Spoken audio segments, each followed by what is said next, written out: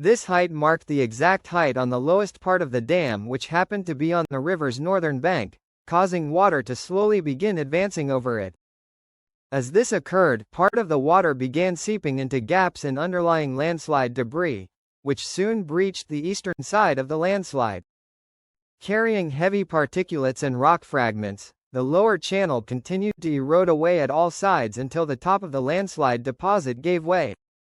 Then, the landslide breach continued to expand, going from releasing 500 cubic meters per second at 9:50 to 3,000 cubic meters per second of water at 12:30, equating to 12 times its normal volume this time of year, or 25% higher than the rate of water which flows through Niagara Falls.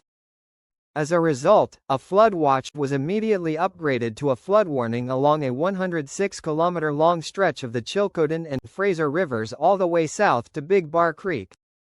Alongside this, 11 properties in the vicinity of Big Bar Creek were given evacuation alerts.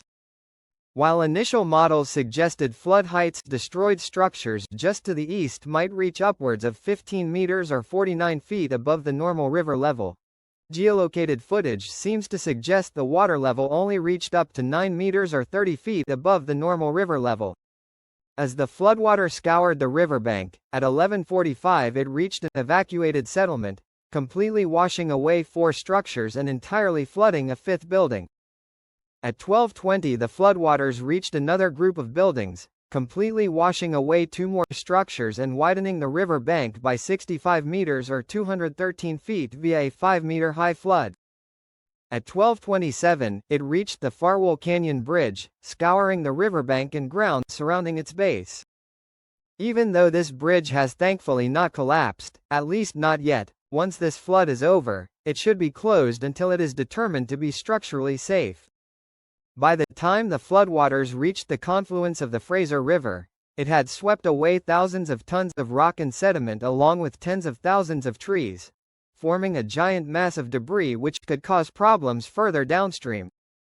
At 2025, a 2.5-meter high flood reached the properties under the recently made evacuation alerts near Big Bar Creek. By the time this video is published, flood timing floodwaters which are likely to have a maximum height slightly less than those shown in this graphic, the initial floodwaters are likely to have just reached spasm. At the Landslide Dam, by 2000 on August 5 the floodwaters flowing east of the dam reduced from 3,000 to 1,800 cubic meters per second. These floodwaters are likely to continue to decline, but could remain elevated for as much as 12 to 24 hours depending on location once the initial floodwaters arrive.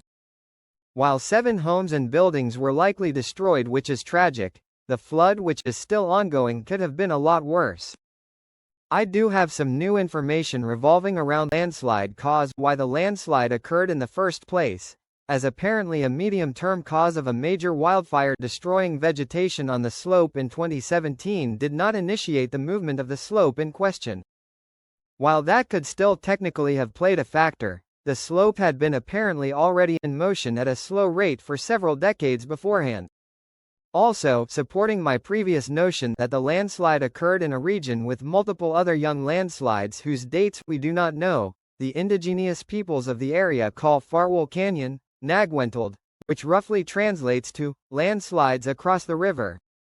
As a final note, please keep away from the entirety of the Chilcotin and Fraser Rivers which are under alerts, hence the flood warnings, flood watches, and high stream flow advisories currently in effect.